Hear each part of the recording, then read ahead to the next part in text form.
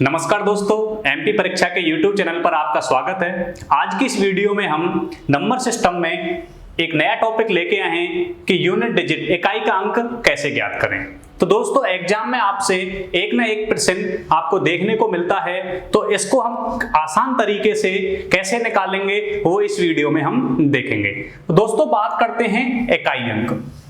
तो मैं पहले आपको ये चीज बता देता हूं कि इकाई अंक क्या होता है। तो दोस्तों इकाई अंक में जैसे मैंने कोई संख्या लिखी 2 3 4 7 8 9, तो आपको दिख रहा है ये लास्ट वाली डिजिट जो होती है, ये लास्ट वाली ही डिजिट आपकी क्या कहलाती है? इकाई अंक। इसी को बोलते हैं हम यूनिट डिजिट। क्योंकि कोई भी अगर हम संख्या की बात करते हैं तो कोई भी संख्या हमेशा डिजिट से मिलकर बनी होती है। कोई भी अगर संख्या बनानी हो तो वो हमेशा किससे मिलकर बनी होती है? डिजिट से मिलकर बनी होती है।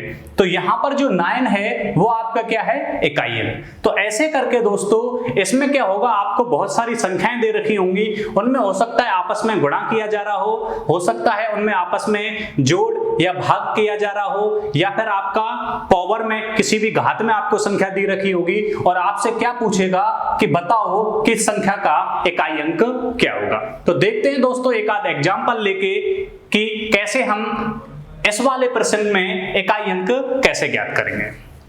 देखते हैं दोस्तों।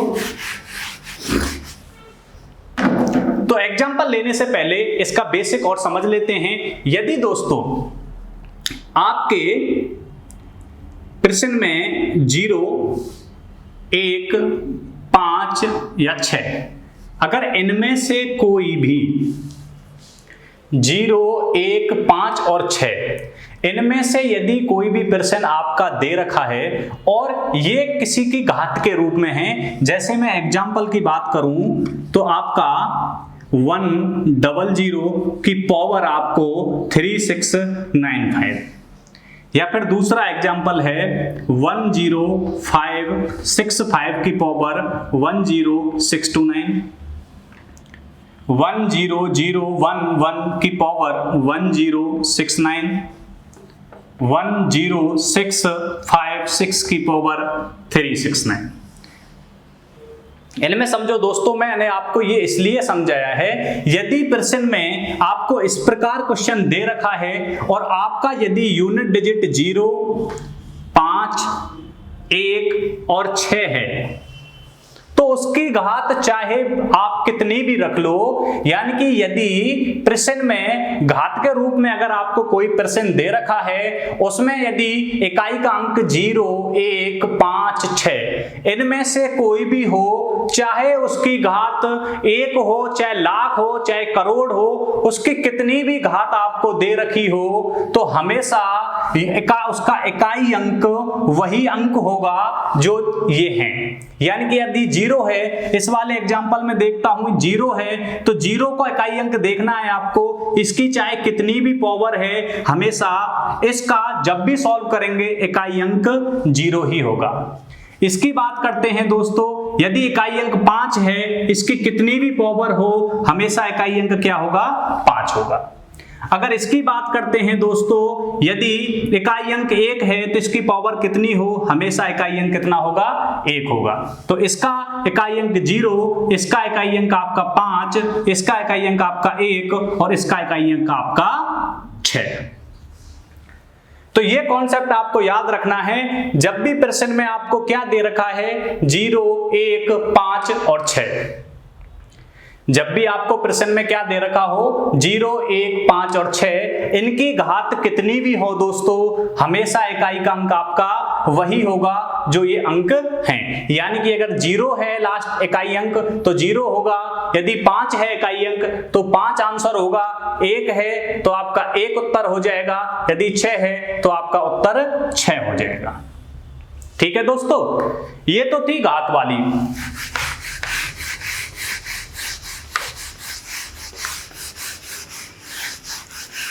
अब इसके कुछ फैक्ट हैं दोस्तों। यदि आपको क्या दे रखा है, यदि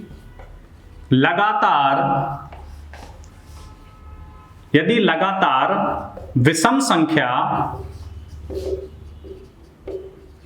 आपस में गुणा के रूप में दी गई हैं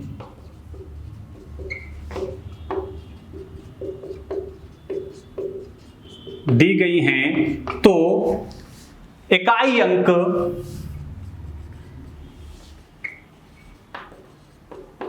5 होगा। लेकिन आपको क्या याद रखना है कि जो भी आपको यदि लगातार विषम संख्या आपस में गुणांक के रूप में दी गई हो तो इकाई का अंक हमेशा 5 होगा, लेकिन उन गुणा में 5 भी होना जरूरी है। जैसे मैं एग्जांपल ले लेता हूं दोस्तों, अगर हम यहां की बात करें, आप सोचो सर 1 into 3 दे रखा है, तो इसका तो हमें पता ही है दोस्तों 1 into 3 करेंगे तो 3 ही होगा, तो इकाई अंक अपने आप में ही है। लेकिन अगर आपको सीरीज ऐसे दे दी 3, 5, 7, 9, 11, 13, 3, 5, 7, 9, 11, 13 और आपसे पूछ लिया जाए कि इकाई का अंक क्या होगा, तो आपको ऐसे मल्टीप्लाई करके नहीं देखना है, आपको ये देखना है कि भाई ये सभी विषम संख्याएं हैं, ये सभी विषम संख्याएं हैं और आपस में गुणा के रूप में दिखाई दे रही हैं। और अगर इनमें आपको 5 मिलेगा ही मिलेगा जब लगातार विषम संख्या आपको दे रखी है। यदि 5 मिल गया तो आप डायरेक्टली 5 आंसर रख दोगे। देखते हैं कैसे दोस्तों। मैं अगर 3 into 5 करूंगा 15 तो 5 का फिर 7 से करूंगा 35 इकाई अंक 5 का 9 से करूंगा 45 इकाई अंक 5, फिर 5 का 11 से करूंगा 55 तो इकाई अंक 5, फिर 5 का 13 से करूंगा तो 65 इकाई अंक 5। यानी कि जब हमें इकाई का अंक ही ज्ञात करना है तो हमें प्रश्न में भी इकाई को अंक के ही साथ लेकर चलना है, यदि इकाई का अंक जो है उसके साथ लेकर चलना है। अब मुझे दिखाई दिया, मैंने आपको क्या बताया, यदि लगातार विषम संख्या आपस में गुणा के रूप में दी गई हो तो इकाई अंक हमेशा 5 होगा, लेकिन 5 उसमें होना जरूरी है। अगर 5 नहीं हुआ तो नहीं कह सकते हम कि इकाई का अंक 5 होगा। ठीक है दोस्तों, आगे देखते हैं।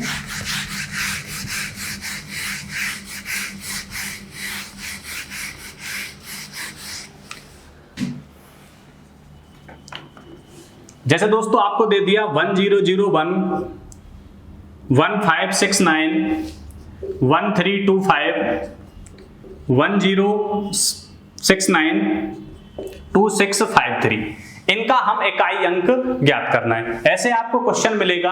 तो मैंने क्या बताया दोस्तों, यदि इकाई अंक की बात आ रही है तो आपको संख्या में भी क्या लेना है, इकाई अंक को ही देखना है। मैंने आपको पहले ही शुरुआत में बता दिया था कि इसमें कोई भी संक्रिया लगा सकते हैं, या तो आपको संख्या गुणा के रूप में दे दी जाएंगी, या फिर आपको संख्या माइनस के रूप में दे दी जाएंगी, या फिर आपको संख्या किसके रूप में दे दी जाएंगी, पावर के रूप में दे दी जाएंगी, घात के रूप में, और वहां आपको पूछेगा कि इस संख्या का इकाई अंक बताइए। तो दोस्तों अगर इस प्रश्न का मुझे इकाई अंक ज्ञात करना है तो मैंने क्या बोला, आपको क्या पकड़ना है, इकाई अंक। मैंने इकाई अंक, इसका इकाई अंक दिखा, मुझे 1 मिल गया। फिर मैं इधर पहुंचा तो इसका इकाई अंक मुझे कितना मिल गया, 0, 9 मिल गया। मैंने इन दोनों को यहाँ ऐड है तो इन दोनों को मैंने ऐड किया, 10 मिला, और 10 में भी मेरा इकाई अंक क्या हो गया, 0। 0 से फिर मैं आगे बढ़ा दोस्तों, 0 + 5 किया तो मुझे 5 मिल गया। फिर यहां से मैं आगे बढ़ा, 5 और 9 14 किया तो 14 में मुझे 4 ही पकड़ना है। ये दोस्तों 14 आ गया, 14 में मुझे इकाई अंक 4 दिखा, मैंने वापस फिर 4 को 3 में ऐड किया तो मेरा इकाई अंक कितना आ गया, 7। तो यानी कि आपको प्रत्येक संख्या का इकाई अंक पकड़ना है और जो संक्रिया लगा रही है क्वेश्चन में वही संक्रिया आपको लगा देनी है, तो आपको क्या है, इकाई अंक मिल जाएगा। तो इस प्रश्न में इकाई अंक आपका क्या हो जाएगा, 7। और देख लेते हैं दोस्तों,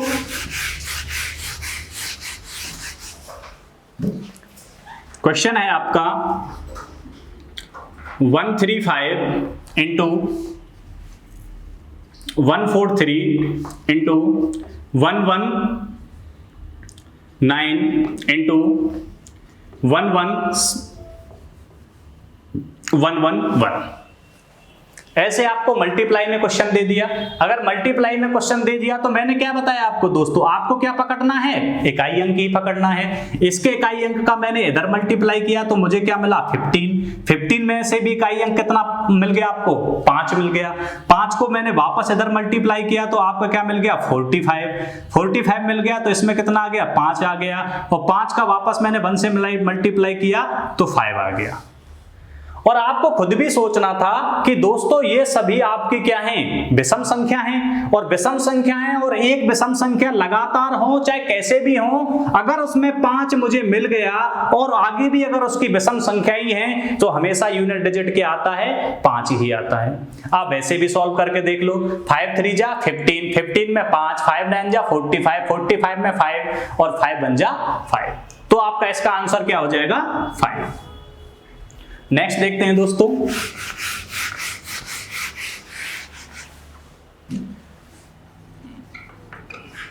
one 105 into 108 into 109 into 1012 into 10134। मैंने किया दोस्तों 5 का मैंने 8 से मल्टीप्लाई किया, कितना आ गया 40। फिर मैंने 0 का इधर मल्टीप्लाई किया 9 से 0, फिर 0 का मैंने 2 से मल्टीप्लाई किया 0, फिर 0 का मैंने 4 से मल्टीप्लाई किया 0, तो यूनिट डिजिट आपका क्या आ गया, 0। तो दोस्तों आपको क्या याद रखना है, आप खुद सोचो, अगर मैं किसी का मल्टीप्लाई करता हूं तो मेरा 0 कब बनेगा, तो मुझे पता है जब मैं 5 का मल्टीप्लाई किसी भी सम संख्या से करूं। आपको क्या याद रखना है, यदि 5 का मल्टीप्लाई यदि मैं किसी सम संख्या से करूं तो हमेशा मुझे यूनिट डिजिट में क्या मिलता है, 0। आप करके देख लो, जैसे मैंने 5 से मल्टीप्लाई 2 से किया तो मेरा 10, तो यूनिट डिजिट 0। मैंने 5 का मल्टीप्लाई 4 से किया 20, मेरा यूनिट डिजिट 0। मैंने 5 का मल्टीप्लाई 8 से किया 40, तो यूनिट डिजिट 0।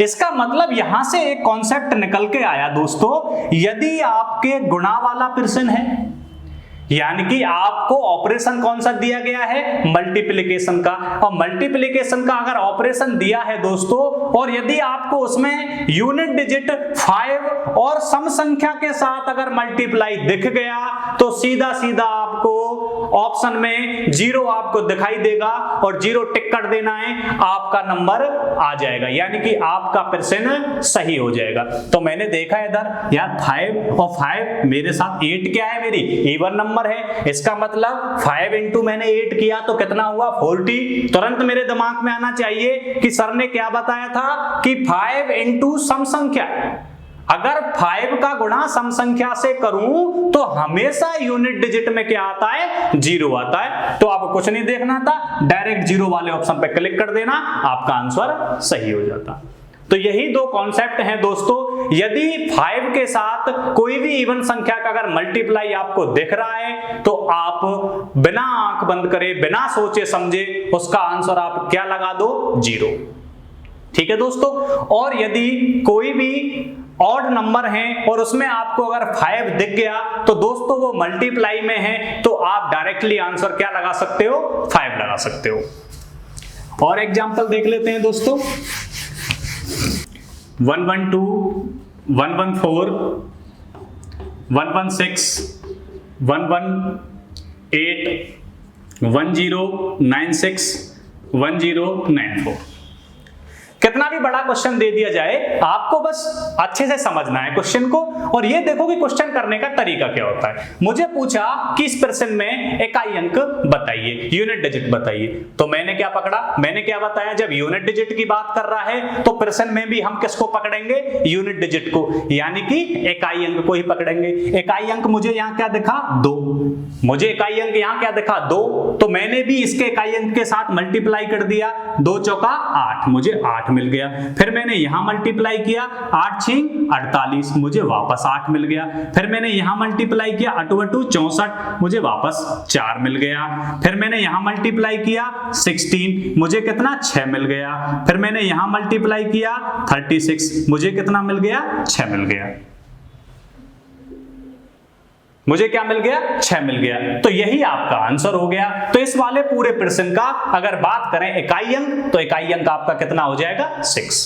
तो आपको यदि ऐसे मल्टीप्लिकेशन में दे रखा हो या फिर एडिशन में दे रखा हो तो बहुत इजी क्वेश्चन हो जाता है, आपको यूनिट डिजिट ही पकड़ना है और यूनिट डिजिट के साथ खेलते रहो और लास्ट में आके आपका आंसर आ जाएगा।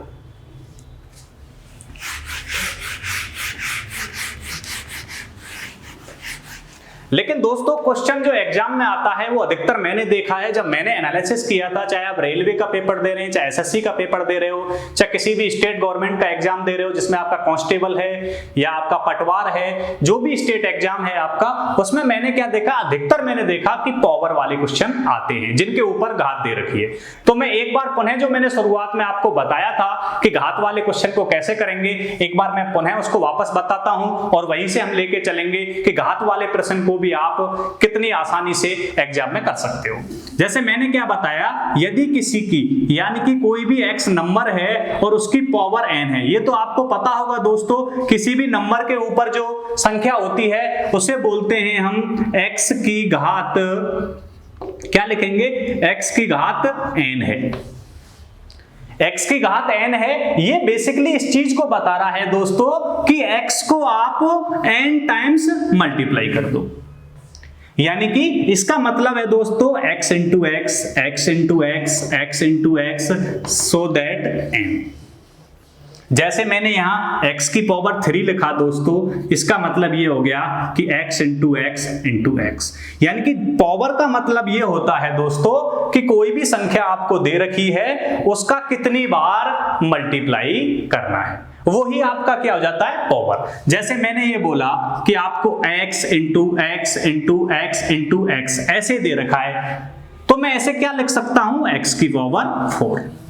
ये देख लो कितनी बार मल्टीप्लाई हो रहा है, 1 2 3 4, कितनी बार मल्टीप्लाई हो रहा है, 4 बार मल्टीप्लाई हो रहा है। इसका मतलब ये हो गया कि इसकी घात कितनी बनेगी, x की घात 4।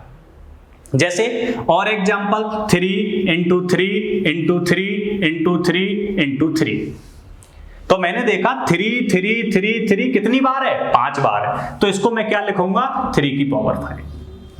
तो अगर किसी स्टूडेंट को घात के बारे में प्रॉब्लम है तो मुझे लगता है यहां से आपको क्लियर हो गया होगा कि घात का बेसिकली मतलब क्या होता है, जो जिसके ऊपर घात लगाई गई है वो घात कितनी बार उसका मल्टीप्लाई हो रहा है, और जितनी बार मल्टीप्लाई हो रहा है वही उसकी क्या है, घात बन जाती है। तो इनको हम वाइस वर्सा बोलते हैं।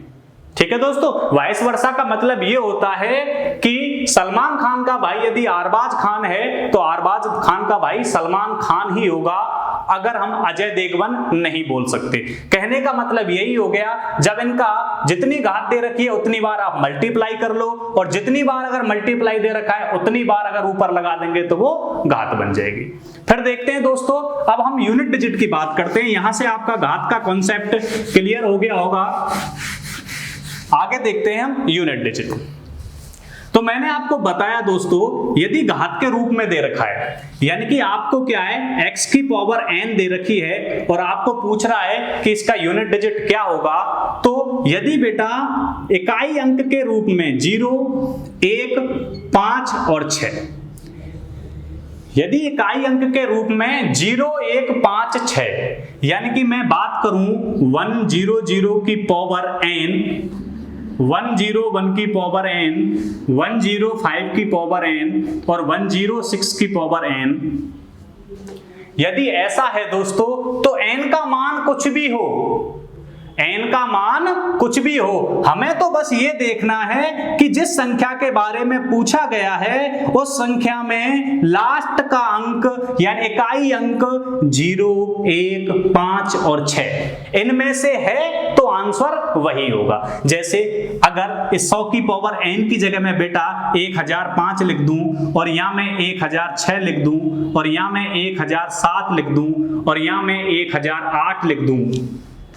तो अगर इसकी बात करूं तो 0 ही होगा, इसकी बात करूं तो 1 होगा, इसकी बात करूं तो 5 ही होगा और इसकी बात करूं तो क्या होगा, 6 होगा।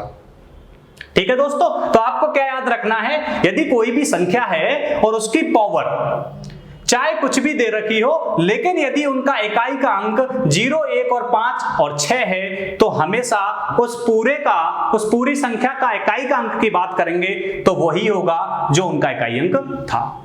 ठीक है दोस्तों, इसके ऊपर देख लेते हैं कि क्वेश्चन कैसे बनता है।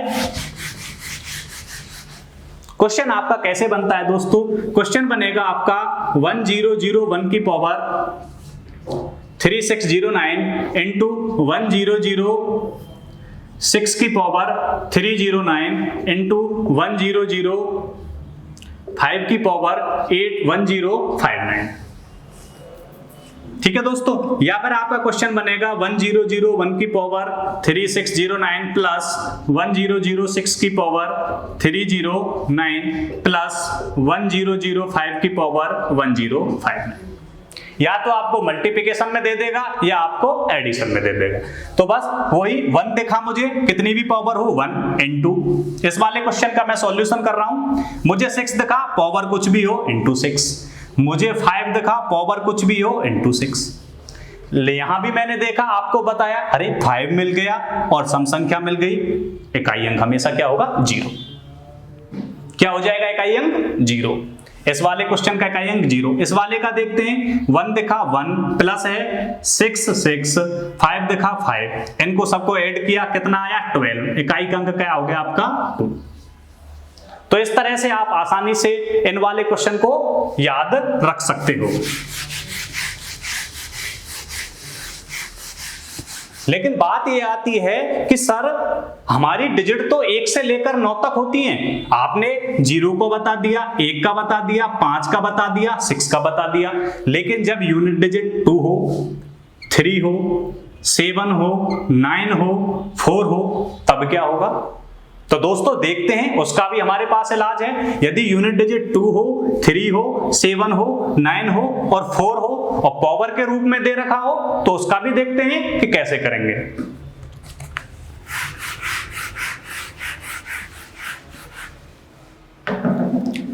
मैंने क्या बोला, मैंने जैसे एक क्वेश्चन ले लिया दोस्तों, क्या अब क्वेश्चन ले लिया 1002 की पावर आपकी ले ली 62। आपने देखा यार 0 1 5 6 में से तो कोई नहीं है, अब क्या आ गया? 2 आ गया। तो 2 आ गया तो उसको क्या करेंगे दोस्तों? तो उसको करने के लिए आपको क्या होगा, जो भी आपको पावर दे रखी है उसमें आपको किसका डिवाइड देना है? 4 का डिवाइड करना है। तो मुझे दिखी पावर कितनी है? 62, और 62 में मैंने 4 का डिवाइड किया, तो 4 का डिवाइड 15 बार गया, यानी कि आपका भागफल हो गया। और रिमाइंडर यानी कि शेषफल की बात करूं मैं दोस्तों, तो शेषफल कितना आया आपका? 2। शेषफल कितना आया? 2। तो दोस्तों जो भी आपको पावर दे रखी है और 0 1 5 6 में से कोई भी परसेंट का यूनिट डिजिट नहीं है, तो आप पावर में किसका भाग दोगे? स्टेप 1 आप समझ लो कि पावर में आपको किसका भाग देना है? 4 का भाग देना है। 4 का भाग दिया तो आपका क्या बचा? रिमाइंडर निकालो उसमें से। यदि रिमाइंडर आता है तो वो ही रिमाइंडर उस इकाई अंक की घात बन जाएगी, यानी कि 2 की पावर 2 यानी कितना? 4, वो ही इस वाले प्रश्न का इकाई अंक हो जाएगा। एक बार और समझ लो, 1002 है, मैंने देखा यहां 2 है, इसका मतलब 2 है, 0 1 5 और 6 में से नहीं है। इसका मतलब मुझे क्या सबसे पहले देखना है? मैंने पहले तो यही देख लिया कि भाई इसका उस हिसाब से नहीं निकलेगा, तो मैंने देखा मुझे 2 मिला। 2 मिला, इसका मतलब इसकी पावर कितनी है वो देखो। पावर मैंने उठाई और उसमें फटाफट मैंने 4 से डिवाइड किया, और 4 से डिवाइड करने पर 2 ही चीजें होंगी दोस्तों अगर डिवाइड करते हैं, या तो पूरा पूरा भाग चला जाएगा या फिर कुछ ना कुछ शेषफल बचेगा। लेकिन मैंने जब 4 से 62 में डिवाइड किया तो मेरा भागफल निकल के आया 15 और शेषफल निकल के आया 2। भागफल पे हमें ध्यान ही नहीं देना, हमें किस पे ध्यान देना है? रिमाइंडर पर। यदि रिमाइंडर 2 निकल के आया, जितना रिमाइंडर निकल के आएगा उतना ही जो इकाई का अंक है उसका आप पावर बना दो, उसके हिसाब से आपका जो भी अंक आएगा वो क्या हो जाएगा? आपका इकाई अंक हो जाएगा। लेकिन इसमें सेकंड कंडीशन आपको क्या याद रखनी है? लेकिन दोस्तों आप ये भी बोल सकते हो मुझसे कि सर ये बताओ अगर पूरा पूरा भाग चला गया तब क्या करेंगे?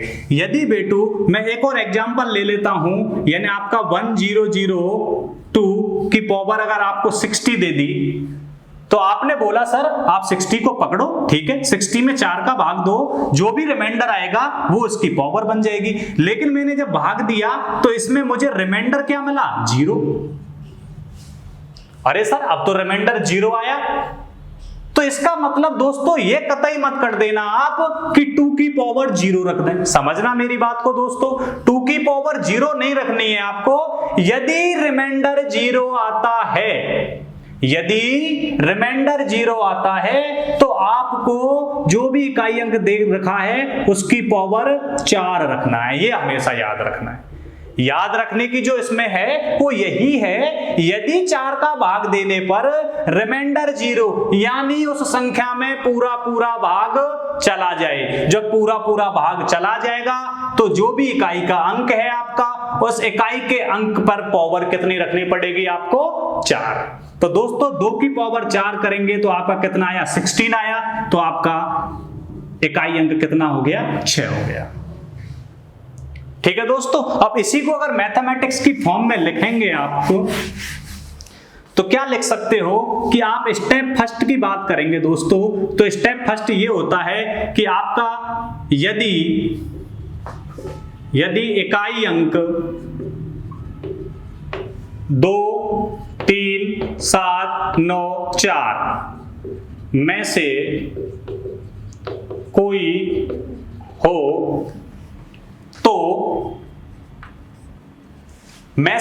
यदि इकाई अंक 2, 3, 7, 9, 4 में से कोई हो तो जो भी घात है उसमें डिवाइड क्या करेंगे आप? 4। डिवाइड करने पर यदि शेषफल, डिवाइड करने पर जो भी शेषफल आएगा वो इकाई जो भी अंक है उसकी क्या बन जाएगा? घात बन जाएगा। ठीक है, और यदि शेषफल 0 आता है तो जो भी इकाई अंक है उसकी घात आपकी हमेशा क्या बन जाएगी? 4 बन जाएगी। यानी कि यदि इकाई का अंक आपका 2, 3, 7, 9, 4 में से अगर कोई भी आपको दिखे तो हमेशा जो भी घात आपको दे रखी है उसमें 4 का डिवाइड करना है। और यदि शेषफल आता है, यानी कि शेषफल आता है तो जो भी इकाई अंक है उस पे जो शेषफल आया है वो घात लगा दो।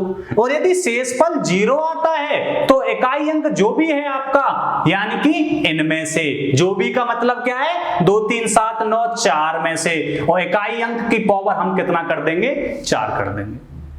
बात ये आई कि सर रटना नहीं है कुछ भी दोस्तों, समझना है कि हम 4 से ही डिवाइड क्यों कर रहे हैं। बात ये भी तो आ सकती है, आप बोल सकते हो सर 4 से ही डिवाइड क्यों कर रहे हो, तो ये भी मैं आपको कॉन्सेप्ट बता देता हूं दोस्तों। देखो मैं 2 की पावर यहां से स्टार्ट करता हूं। मैं 2 की पावर 1 करूंगा तो 2, मैं 2 की पावर 2 करूंगा तो 4, मैं 2 की पावर 3 करूंगा तो 8, और मैं 2 की पावर 4 करूंगा तो 16, मैं 2 की पावर 5 करूंगा तो 32, और मैं 2 की पावर 6 करूंगा तो आपकी कितनी हो जाएगी? 64, और 2 की पावर 7 करूंगा तो 128, और 2 की पावर 8 करूंगा तो 256, और 2 की पावर 9 करूंगा मैं 512। यानी मैं 2 की पावर 1 2, 2 की पावर 2 4, 2 की पावर 3 8, 2 की पावर 4 16, 2 की पावर 5 32, 2 की पावर 6 64, 2 की पावर 7 128। मुझे क्या दिख रहा है? तो दोस्तों जैसे ही मैंने देखा कि 2 की पावर 1 यानी मेरा पहला पद जो था उसमें भी इकाई अंक 2 मिल रहा है, और मैं 5वें पद तक गया तो भी मुझे इकाई अंक 2 मिला। इसका मतलब यानी हर 4 टर्म के बाद इकाई अंक क्या हो रहा है? रिपीट हो रहा है, वापस वही मिल रहा है। ऐसे मैंने यहां देखा, यहां 4 अंक मैंने देखे, उसके बाद 5वें पद पे मैं गया तो मुझे वही इकाई अंक मिल रहा है। आप 2 के अलावा 3 4 किसी की भी पावर में आप चेक कर लेना, आपको यही मिलेगा कि हर 4 टर्म के बाद जो पहले टर्म पे इकाई अंक था वही आपका रिपीट होगा। यहां से भी देख लो, यहां 4 आप छोड़ दो तो आपका। इस वजह से मैंने फिर यहां से यही कॉन्सेप्ट निकल के आया, यदि किसी भी संख्या का जितनी भी पावर दे रखी है उसे 4 से डिवाइड कर लो। 4 से डिवाइड करने के बाद अगर रिमाइंडर 0 आया, इसका मतलब वापस 4 टर्म तक जाना है। रिमाइंडर 1 आया तो पहली टर्म पे चले जाओ, रिमाइंडर 2 आया तो दूसरी टर्म पे चले जाओ, रिमाइंडर 3 आया तो तीसरी टर्म पे चले जाओ, और रिमाइंडर 4 आया तो पावर 4 पे चले जाओ। इस वजह से अगर रिमाइंडर जब 0 आता है, शेषफल 0 आता है, तो कभी भी हम जो भी इकाई अंक दे रखा है उसकी पावर 0 नहीं रखते, क्योंकि अगर रिमाइंडर 0 है, 4 में 4 का भाग पूरा भाग जाएगा तो हमेशा उसकी पावर क्या बनेगी? 4 बनेगी। तो यहां से ये कॉन्सेप्ट आया था आपका। ठीक है दोस्तों, तो इस वजह से आपको पता चल गया होगा कि जिसकी कभी भी पावर होती है और उसकी पावर यदि कुछ भी दे रखी हो, यानी कि 0 1 5 6 के अलावा अगर कुछ भी दे रखी हो तो 4 का डिवाइड क्यों करते हैं। ठीक है दोस्तों, तो एग्जांपल ले लेते हैं हम, एक तो इसके एग्जांपल ले लेते हैं। क्या एग्जांपल है, जैसे मैंने लिया 1002 की पावर 76 इंटू 1003 की पावर 129, 1007 की पावर 4269। ठीक है, ये आपका एग्जांपल है। तो मैंने देखा मुझे यूनिट डिजिट क्या मिला, 2 मिला।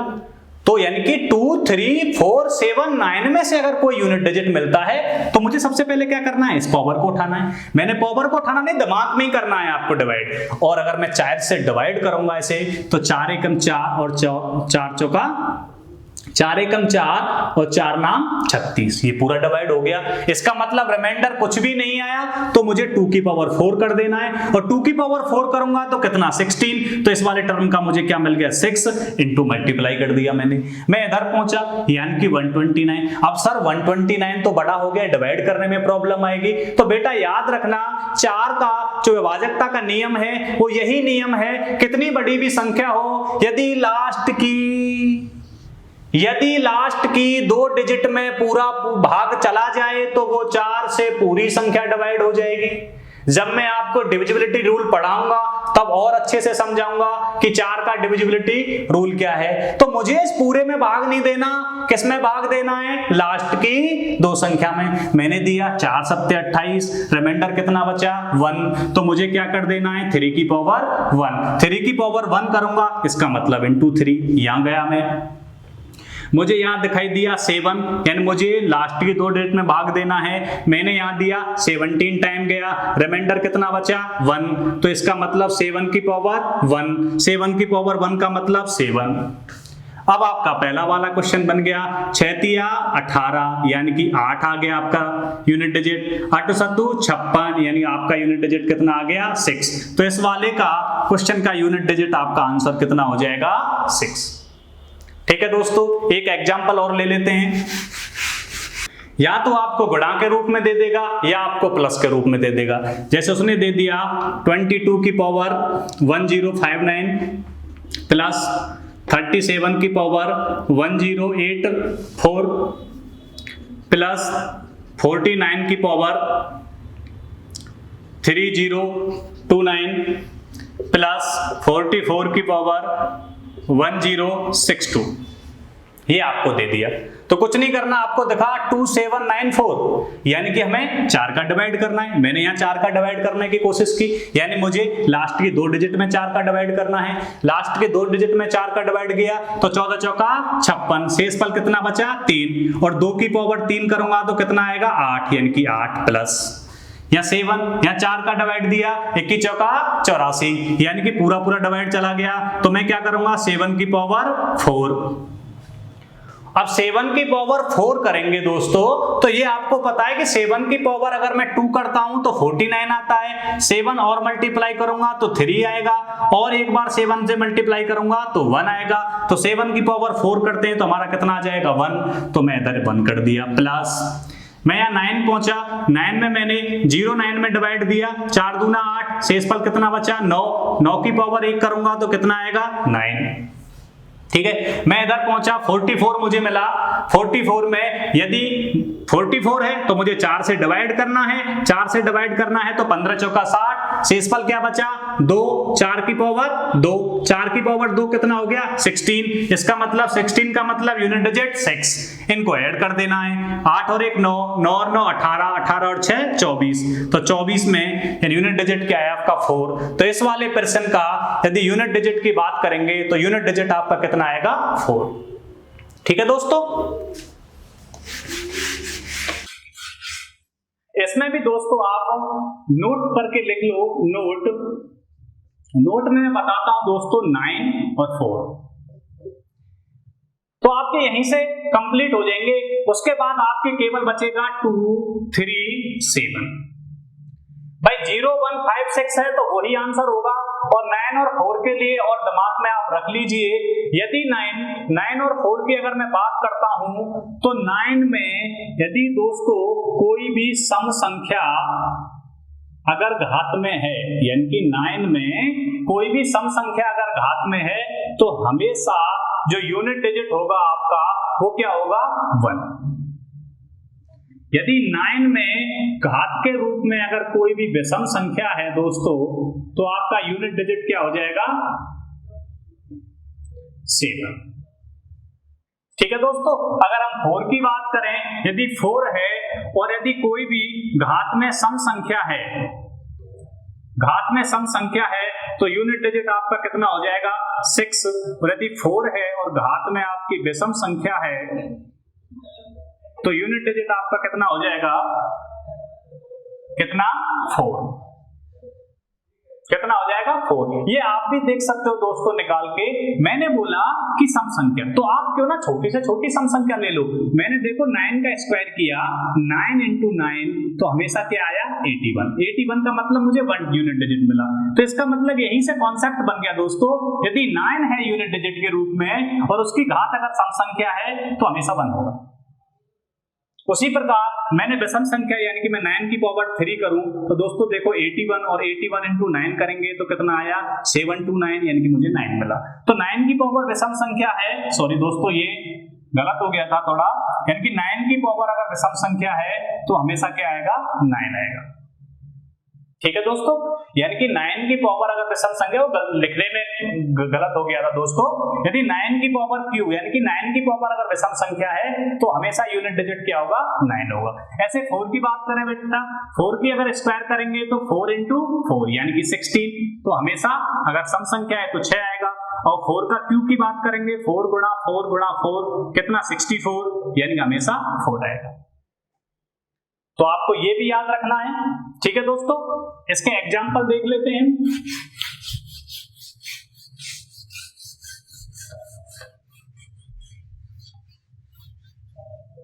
इसके एग्जाम्पल में क्या हो गया, जैसे मैंने बोला 109 की पावर 62, 109 की पावर 63, तो 4 से डिवाइड नहीं करना आपको, 4 से डिवाइड नहीं करना। अरे ये तो सम संख्या है और सर ने बताया अगर यदि यह 9 है और यहां सम संख्या है तो क्या होगा, हमेशा यूनिट डिजिट 1 होगा।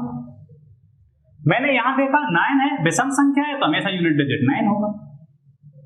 ठीक है, आपको दे दिया 104 की पावर 362, 104 की पावर 363, ऐसे ही 4 में करना है। 4 दिखा मुझे, ये सम संख्या है हमारी क्योंकि 2 का डिवाइड जा रहा है और सम संख्या में क्या होता है 0, 2, 4, 6, 8 अगर लास्ट डिजिट है तो वो सम संख्या होती है।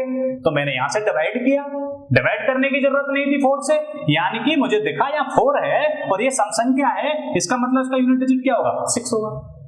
मैंने यहां देखा यदि यहाँ 4 है और यहाँ विषम संख्या है तो इसका यूनिट डिजिट कितना होगा 4 होगा। तो आप डायरेक्टली क्वेश्चन को देख सकते हो। बस आपका क्या बच गया 237 के लिए ही आपको जो मैंने वो रूल बताया था पावर वाला वो आपको उपयोग करना पड़ेगा। 0, 1, 5, 6, 9, 4 में कोई भी आपको भाग देने की जरूरत नहीं है। जो मैंने आपको बताया था वो एक बार अच्छे से देख लो और कुछ उसकी प्रैक्टिस कर लो। आप विद इन 3 से 5 सेकंड यानी 3 से 5 सेकंड में आप क्वेश्चन सॉल्व कर दोगे।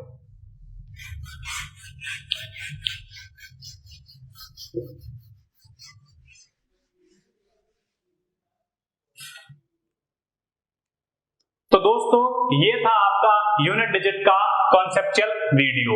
इस वीडियो में दोस्तों आपको किसी भी प्रकार से मैंने बोला आपसे कि यूनिट डिजिट या तो एक ही पावर देके आपको पूछा जा सकता है या फिर आपको प्लस या माइनस में पूछा जा सकता है। तो दोस्तों कुछ एग्जांपल मैं आपके होमवर्क के रूप में लिख देता हूं, वो आपको सॉल्व करने हैं और प्लीज कमेंट बॉक्स में कमेंट करके बताना है कि इनके आंसर क्या क्या आ रहे हैं। तो एग्जांपल लिख लो दोस्तों 469, 439, 339, 334।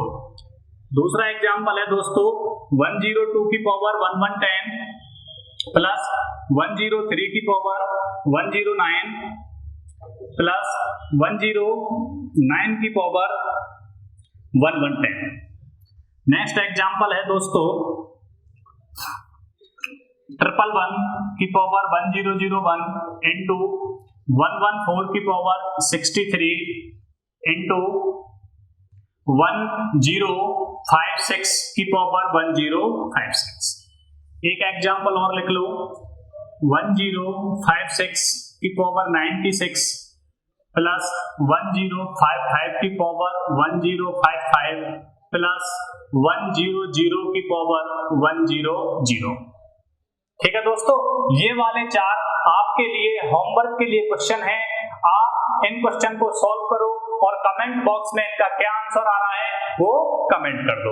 तो दोस्तों, यदि आज की वीडियो आपको पसंद आई हो तो प्लीज चैनल को सब्सक्राइब करें, लाइक करें, शेयर करें।